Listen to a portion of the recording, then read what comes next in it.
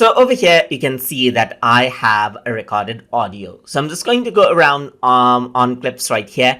And then I'm just going to show the waveform over here as well, just like this.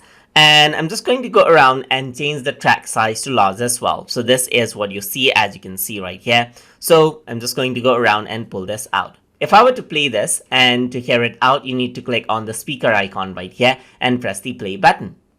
This is a test recording for audio effects. So as the audio says, we're going to now apply audio effects on this. And to apply audio effects in a layer, you can go around over here, click on the plus button right here, and then you can go around and bring in the effect stack, as you can see right here. So right now you can see that there's this gain effect right here. And if you want to add in an audio effect, you can select out the audio waveform right here and press the plus button. And here you can see that you can work around with balance right here. So if I were to go around with balance, you can see that I can decrease the volume of a certain channel. Like I can decrease the volume of left channel, increase the volume of the right channel. And if I were to press the play button now, so it is not playing because I actually kept the timeline over here on the right. I'm just going to make sure it's in the beginning when it plays. So I'm just going to click on the speaker icon and play now.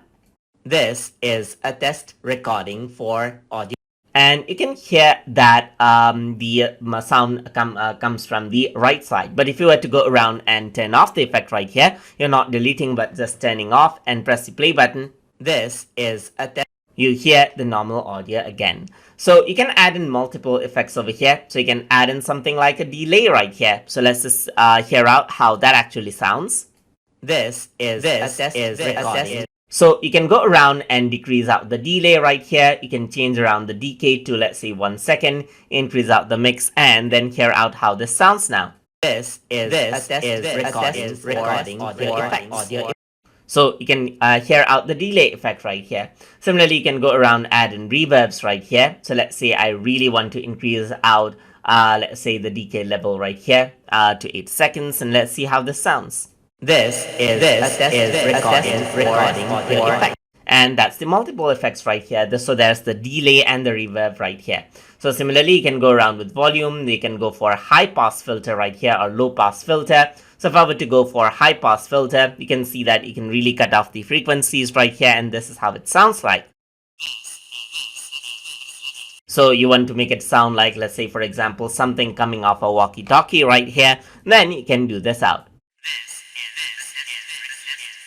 So you can decrease this out again and then hear it out again.